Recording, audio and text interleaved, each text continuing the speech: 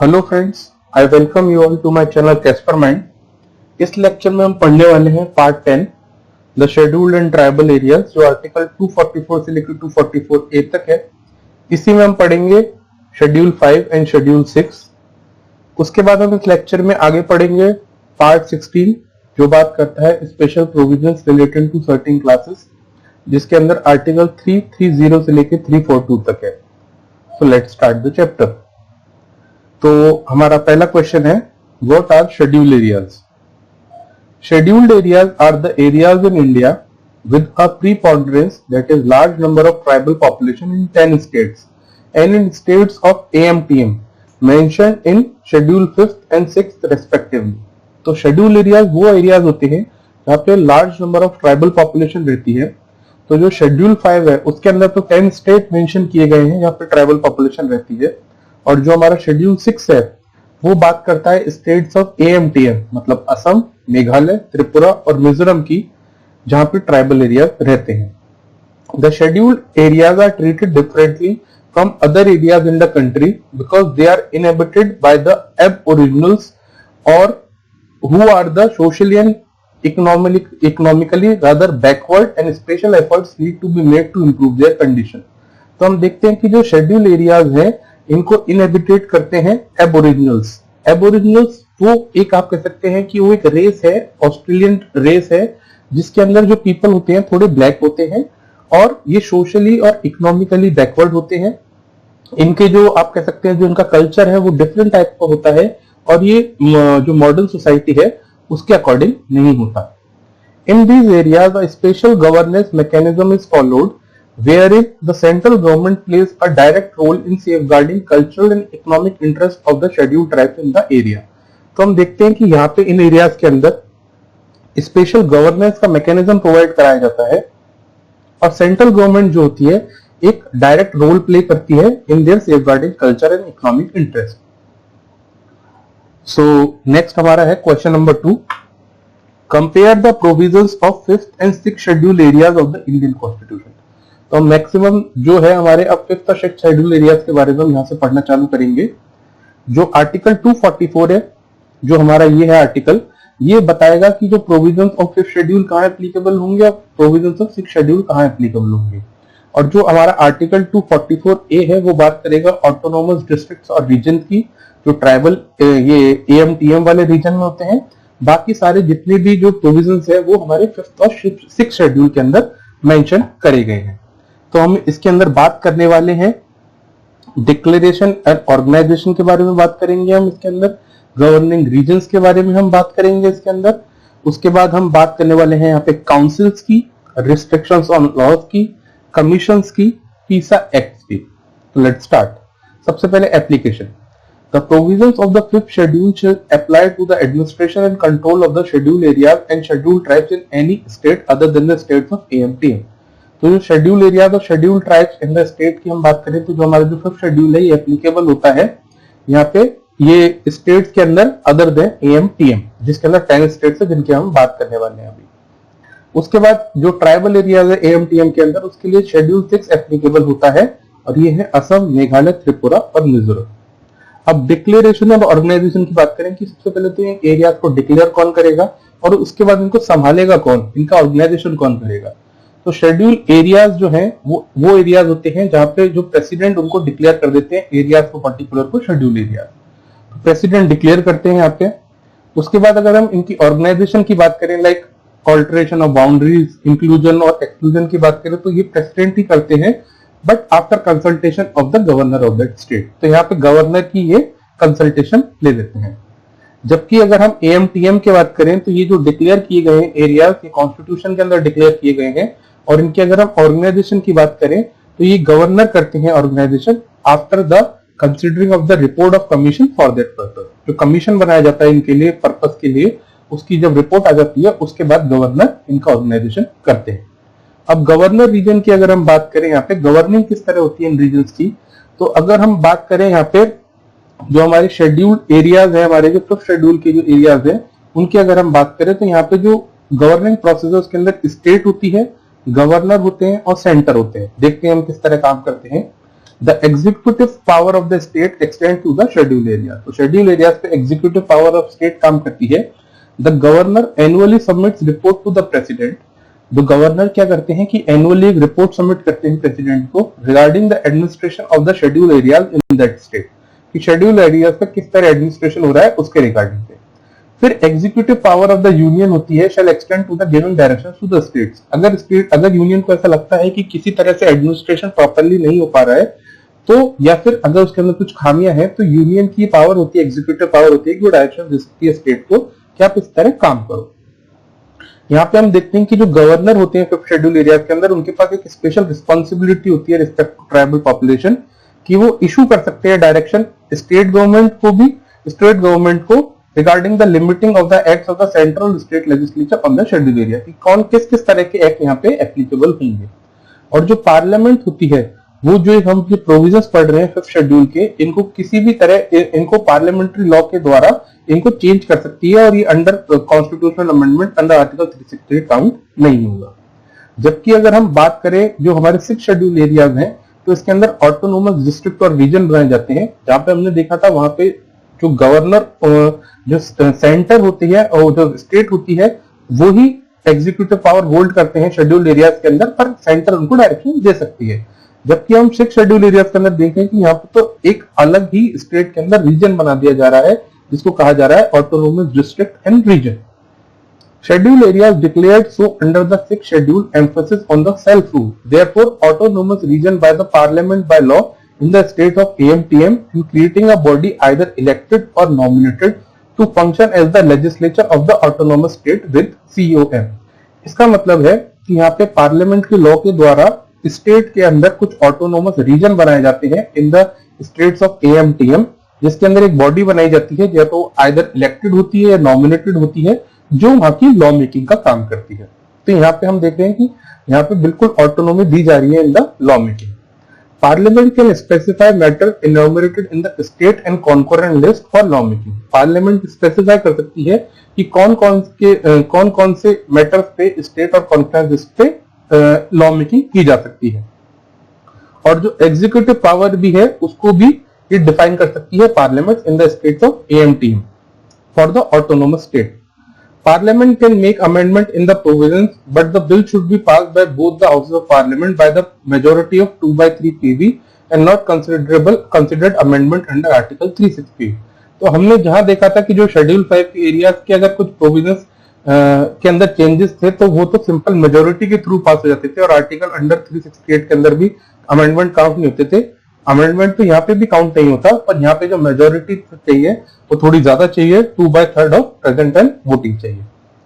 जो यहाँ पे ट्राइबल कम्युनिटीज हैं, वो ग्रांट की जाती है कंसिडरेबल ऑटोनॉमी, उनको ग्रांट की जाती है considerable autonomy, including power to tribal communities to make laws and receive central and government funds for social and infrastructure development, and there is significant limitations on the role of governor or in the state in the 6th schedule area। तो हम देखते हैं यहाँ पे कि जो governor का भी जो रोल है वो काफी कम हो जाता है in the this autonomous regions.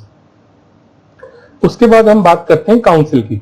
तो जो हमने देखा लॉ मेकिंग का काम, तो हम देख रहे हैं ऑटोनोमस रीजन के अंदर जो बॉडी बनाई जा रही है वो कर रही है, तो उसके लिए डिस्ट्रिक्ट काउंसिल आएगी अभी। जबकि अगर हम काउंसिल की बात करें 5th शेड्यूल एरियाज के अंदर, तो हमने देखा था एग्जीक्यूटिव पावर यहाँ पे स्टेट के पास है, तो यहाँ पे एक एडवाइजरी काउंसिल बनाई जाएगी। यहाँ पे हम काउंसिल की बात करें 5th शेड्यूल एरियाज के अंदर, तो हम देखते हैं कि एडमिनिस्ट्रेशन कंट्रोल की यहाँ पे ट्राइब्स एडवाइजरी काउंसिल बनाई जाती है, जिसके अंदर 20 मेंबर्स होते हैं मैक्सिमम, और इसके अंदर से जो 3/4 मेंबर्स होते हैं ये रिप्रेजेंटेटिव्स होते हैं शेड्यूल ट्राइब्स के इन द SLA। तो जो भी ऐसे जो रिप्रेजेंटेटिव्स होते हैं SLA के अंदर शेड्यूल ट्राइब्स के, उनके जो 3/4 मेंबर्स होते हैं वो इसका पार्ट बनते हैं ट्राइब्स एडवाइजरी काउंसिल के अंदर, और इसके अंदर मैक्सिमम 20 मेंबर्स हो सकते हैं। जो ट्राइब्स एडवाइजरी काउंसिल होती है, ये एडवाइज करती है गवर्नर को on the welfare and advancement of the schedule tribes in that state. यहाँ पे जो गवर्नर होते हैं वो रूल्स बना सकते हैं ट्राइब्स एडवाइजरी काउंसिल के लिए। अगर हम शेड्यूल 6 के एरियाज की अगर हम बात करें, तो यहाँ पर डिस्ट्रिक्ट काउंसिल होती है फॉर ईच ऑटोनोमस डिस्ट्रिक्ट, जिसके अंदर 30 मेंबर्स होते हैं, जिसमें से जो 4 होते हैं वो नॉमिनेट करते हैं गवर्नर, और जो अदर जो मेंबर्स होते हैं उनको एडल्ट फ्रेंचाइज के जो है वो इलेक्ट करती है। यहाँ पे सेपरेट रीजनल काउंसिल भी होती है। गवर्नर बनाते हैं रूल्स की किस तरह यहाँ पे इलेक्शन होगा और नॉमिनेशन होगा डिस्ट्रिक्ट काउंसिल और रीजनल काउंसिल्स के अंदर।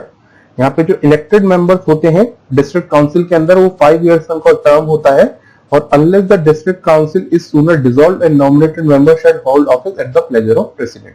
तो अगर सूनर डिसॉल्व नहीं हो जाती जब तक ये जो नॉमिनेटेड मेंबर्स होते हैं ये वो जब तक होल्ड करते हैं ऑफिस, और जो नॉमिनेटेड मेंबर्स होते हैं ये होल्ड करते हैं office at the pleasure of president. अगर हम डिस्ट्रिक्ट काउंसिल और रीजनल काउंसिल्स की बात करें तो after constitution can make rules to all the matter related to the transaction of business. The district council and regional council shall have legislative power with assent of governor and can establish courts, schools, dispensary etcetera. तो हमने देखा था जो legislative power है ये इसके अंदर accent चाहिए होता है इनको फाइनली गवर्नर का, उसके बाद ये लॉ मेकिंग कर पाती है। तो हम देखते हैं जो 6 शेड्यूल एरियाज है इनके अंदर तो सेपरेट इनका लेजिस्लेचर है, इनके सेपरेट जो इनके जो मेंबर्स हैं वो डायरेक्टली इलेक्ट होके आ रहे हैं। तो हम कह सकते हैं कि लोकल गवर्नमेंट के अंदर भी जो हमारी स्टेट गवर्नमेंट है उसके अंदर भी ये एक स्पेशल रीजन बना दिया जाता है जो सिर्फ एएम और टीएम वाले स्टेट के अंदर ही है, एएम और टीएम स्टेट के अंदर ही है। अब कुछ अगर हम रिस्ट्रिक्शंस की बात करें लॉज के ऊपर तो हम देखते हैं कि यहाँ पे जो गवर्नर होते हैं हमारे 5th शेड्यूल एरियाज के अंदर ये कोई भी रिपील कर सकते हैं अमेंडमेंट ऑफ द पार्लियामेंट और स्टेट लेजिस्लेचर, या फिर उसको एप्लीकेबल करना है तो उसके अंदर मॉडिफिकेशन और एक्सेप्शंस भी कर सकते हैं। पर इसके लिए जो फाइनल एसेंट चाहिए होगी प्रेसिडेंट की। तो गवर्नर अगर कुछ चेंज करते हैं तो फाइनली उसके बाद एसेंट चाहिए होगी प्रेसिडेंट की अगर रिस्ट्रिक्शंस करना है तो। मतलब कोई लॉज तो बनाए जा सकते हैं पार्लियामेंट या स्टेट लेजिस्लेचर के द्वारा, पर गवर्नर उसके अंदर अमेंडमेंट कर सकते हैं, पर ascent of the president is required. यहाँ पे गवर्नमेंट जो गवर्नर है वो रेगुलेशंस भी बना सकते हैं for the peace and the good government of any scheduled areas like transfer of land from the STs and among STs, allotment of land to the STs and money laundering business। पर इसमें भी final accent चाहिए होगी president की। तो हम देखते हैं कि ये जो ट्राइबल एरियाज हैं जो हमारे 5th शेड्यूल एरियाज के अंदर हैं, हम देखते हैं कि ज्यादातर जितने भी मिनरल्स हैं हमारे जो या फॉरेस्ट प्रोड्यूस है ये बहुत इंपॉर्टेंट हो जाती है फॉर द इंडस्ट्रीज के लिए। तो यहाँ पे जो लैंड होती है इसका जो एक्वायर करने का जो प्रोविजंस है उसके लिए गवर्नर को स्पेशल पावर दी जाती है कि आप जितने भी ये शेड्यूल एरियाज हैं इनके अंदर आप ट्रांसफर ऑफ लैंड का देख सकते हैं, किसको अलॉटमेंट करनी है एसटीज के अंदर उसको आप देख सकते हैं, और मनी लैंडिंग कि ऐसा नहीं हो कि जो ट्राइबल्स हो वो लैंड कर ले मनी और उसके बाद उनकी जमीन चली जाए, पर इसके लिए भी final assent of president required होती है। जबकि हम 6 शेड्यूल एरियाज की बात करें यहाँ पे तो यहाँ पे जो पार्लियामेंट के जो लॉज हैं और स्टेट लेजिस्लेचर के लॉज हैं ये तो एप्लीकेबल होते ही नहीं है, पर गवर्नर कुछ इसके अंदर मॉडिफिकेशंस कर सकते हैं in the case of Assam, और अगर जो प्रेसिडेंट है वो मॉडिफिकेशन कर सकते हैं in the states of MTM, other MTM. फिर यहाँ पे एक अपॉइंटमेंट किया जा सकता है कमीशन का भी, तो प्रेसिडेंट अपॉइंट कर सकते हैं commission in the 5th schedule areas और गवर्नर कर सकते हैं in the 6th schedule area. फिर हम पीसा एक्ट जो हमने पिछले लेक्चर में हम बात कर चुके हैं कि हमारा जो पीसा एक्ट है उसका एक्सटेंशन किया गया था थ्रू पीसा एक्ट 5th शेड्यूल एरियाज के अंदर पंचायत का। तो पीसा का मतलब होता है panchayat extension to the schedule areas act. तो 10 जो इसके अंदर स्टेट्स आते हैं उनके नाम हम वापस एक बार रिपीट कर लेते हैं। Himachal Pradesh, Rajasthan, Gujarat, MP, Maharashtra, Chhattisgarh, Jharkhand, Orissa, Telangana and Andhra Pradesh. तो इस तरह हमारा पार्ट 10 तो खत्म होता है। अब हम पार्ट 16 की तरफ बढ़ते हैं जो हमारा है special provision relating to certain classes, article 330 से लेकर 342। इसमें हम 4 क्वेश्चंस के थ्रू इसको एड्रेस करेंगे। पहला क्वेश्चन है what do you mean by SC, ST and SECB. SECB का मतलब है socially and educationally backward classes. तो अगर हम इसको डिफाइन करने लगे तो ये आर्टिकल 341, 342 और 342A के अंदर रेस्पेक्टिवली दिया हुआ है। हम शेड्यूल कास्ट के बारे में बात कर सकते हैं, यहाँ पे बात करते हैं। The president may, after consultation with the governor thereof by public notification, specify the caste, race or tribes of the parts of it to be scheduled caste। तो प्रेसिडेंट जो है वो कंसल्ट करते हैं गवर्नर से और उसको स्पेसिफाई कर देते हैं कि कौन सी रेस या ट्राइब शेड्यूल कास्ट बनेगी। President give names and parliament by law include और exclude from the list of SC. तो जो प्रेसिडेंट होते हैं वो नोटिफिकेशन के द्वारा नेम दे देते हैं और उसका जो पार्लियामेंट होती है वो बाय लॉ इंक्लूड करती है या एक्सक्लूड करती है किसी ट्राइब या रेस को शेड्यूल कास्ट बनाने में। जो हमारा आर्टिकल 342 है जो शेड्यूल ट्राइब्स के बारे में बात करता है, इसके अंदर भी सेम है कि प्रेसिडेंट कंसल्ट करते हैं गवर्नर से और उसके स्पेसिफाई कर देते हैं ट्राइब्स और ट्राइबल कम्युनिटीज को, और इसके बाद वही फाइनल जो होता है कि प्रेसिडेंट नेम देते हैं, पार्लियामेंट बाय लॉ उस पर डिसाइड कर फाइनली उसको एक्सक्लूड या इंक्लूड कर लेती है। जो हमारे सोशली और एजुकेशनली बैकवर्ड क्लास है इनके लिए भी सेम ही है कि प्रेसिडेंट नोटिफिकेशन देंगे, स्पेसिफाई करेंगे एसईसीबी को, उसके बाद जो प्रेसिडेंट होंगे नेम देंगे और पार्लियामेंट फाइनली लॉ के द्वारा उनको इंक्लूड या एक्सक्लूड कर लेगी। नेक्स्ट क्वेश्चन है इसमें, question number 2, what are the provisions of reservation in relaxation to एससीज and STs and Anglo Indians. तो हम देखते हैं कि रिजर्वेशन और रिलैक्सेशन क्या क्या मिले हुए हैं एससीज और एसटीज को और एंग्लो इंडियंस को। तो अगर हम बात करें एससीज और एसटीज की, तो इनके लिए रिजर्व की गई है सीट एचओपी और एसएलए के अंदर। स्टेट जो एचओपी की सीट्स होती हैं from the states and SLA वो रिजर्व की गई हैं फॉर द एससीज and ST in proportion of their population.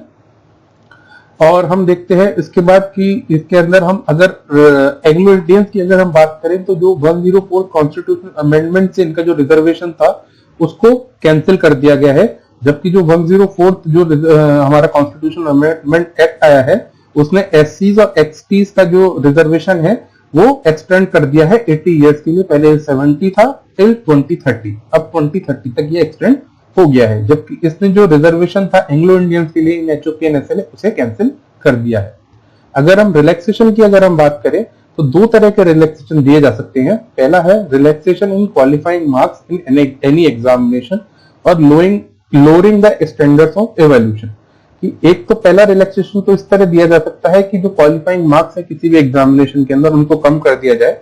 Second है इसके अंदर कि reservation in the matters of promotion to any class और क्लासेस ऑफ सर्विस और post in connection with the affairs of the union और of state. तो हम देख सकते हैं कि जो प्रमोशंस हैं या फिर हम सर्विसेज के अंदर रिजर्वेशन दिया जा सकता है फॉर एसटीज एंड एससीज। उसके बाद हमारा थर्ड है question, compare the provisions of national commissions for एससीज and national commissions for STs. तो हम देखते हैं कि ये जो दोनों कमीशंस हैं ये हमारे कॉन्स्टिट्यूशनल कमीशंस हैं और ये बनाए जाते हैं, जैसे हमने पहले भी बात की थी, ये बनाए जाते हैं किसके लिए? इसलिए बनाए जाते हैं कि जिससे जो एससीज हैं और जो एसटीज हैं उनको इंप्रूवमेंट होता है उनकी जो कंडीशन, रिप्रेजेंट कंडीशन। तो इसके अंदर हम सबसे पहले देखते हैं कंपोजिशन और अपॉइंटमेंट। तो कंपोजिशन में हम देखते हैं यहाँ पे चेयरमैन होते हैं, वाइस चेयरमैन होते हैं, मेंबर्स होते हैं और ये अपॉइंट किए जाते हैं by president by under warrant and NSC. तो सेम होता है इसके अंदर कंपोजिशन और अपॉइंटमेंट, प्रेसिडेंट ही अपॉइंट करते हैं दोनों के अंदर और चेयरमैन, वाइस चेयरमैन और मेंबर्स होते हैं। ओथ, टर्म और क्वालिफिकेशन की अगर हम बात करें तो मेंशन नहीं की गई है दोनों के लिए ही। कंडीशन ऑफ ऑफिस की बात करें तो प्रेसिडेंट डिसाइड करते हैं दोनों के लिए। और फंक्शंस जो है वो 5 फंक्शंस है, हम सबसे पहले पढ़ रहे हैं हमारे नेशनल कमीशन ओवर एससी के लिए 5 फंक्शंस दिए गए हैं। तो पहला है investigate and monitor all matters related to the safeguards provided for the schedule caste. ये इन्वेस्टिगेट करते हैं सारे मैटर की जिसके अंदर से सेफगार्ड प्रोवाइड कराया जा सके शेड्यूल कास्ट को। The union and every state government shell consult the commission और ऑल द मेजर पॉलिसीज और matters affecting the schedule cast. अगर कोई भी यूनियन या स्टेट लेजिस्लेचर अगर कोई भी लॉ बनाता है किनके लिए? शेड्यूल कास्ट के लिए, तो वो कमीशन को कंसल्ट करेगा on making that law. Commission presents the report to the President upon the working and measures of the protection, welfare and social economic development of the scheduled caste। जो commission होता है वो present करता है president को report कि किस तरह जो हमारे मेजर्स लिए जाने चाहिए for the protection, for the welfare और social economic development of the schedule caste. इनके पास पावर होती है कमीशन के पास ऑफ सिविल कोर्ट और ये अपना प्रोसीजर भी खुद मेंटेन कर सकते हैं। जबकि हम बात करें नेशनल कमीशन फॉर एसटी की तो इनके जो फंक्शंस होते हैं वो भी सिमिलर होते हैं बट इनको कुछ अदर फंक्शंस भी दिए गए हैं बाय प्रेसिडेंट। एक तो इनको दिया गया है कि हमने देखा था कि जैसे ट्राइबल पॉपुलेशन रहती है 10 स्टेट्स के अंदर, तो इंप्लीमेंटेशन हो पीसा एक्ट का, panchayat extension for schedule areas act 1996 का एक्सटेंशन हो 10 जो स्टेट्स है उनके अंदर। यहाँ पे ओनरशिप राइट्स दिए जा सके माइनर फॉरेस्ट प्रोड्यूस के to STs living in the forest area. इनको जो माइनर फॉरेस्ट प्रोड्यूस है उसका राइट दिया जा सके। थर्ड है इसके अंदर ये भी काफी इंपॉर्टेंट है कि जो सेफगार्ड किया जा सके ट्राइबल कम्युनिटी को ओवर द मिनरल रिसोर्सेज। तो हमने देखा कि इसके अंदर कुछ इंपॉर्टेंट फीचर्स भी और दिए गए हैं।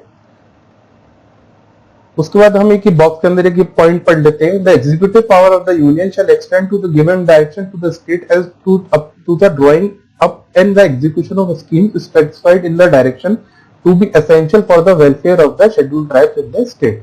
तो हमने पहले भी देखा था कि जब एक जो गवर्नर है एनुअली जो रिपोर्ट सबमिट करते हैं प्रेसिडेंट को, उसके बाद जो यूनियन है वो एग्जीक्यूटिव इंस्ट्रक्शन दे सकती है स्टेट को कि किस तरह काम करना है।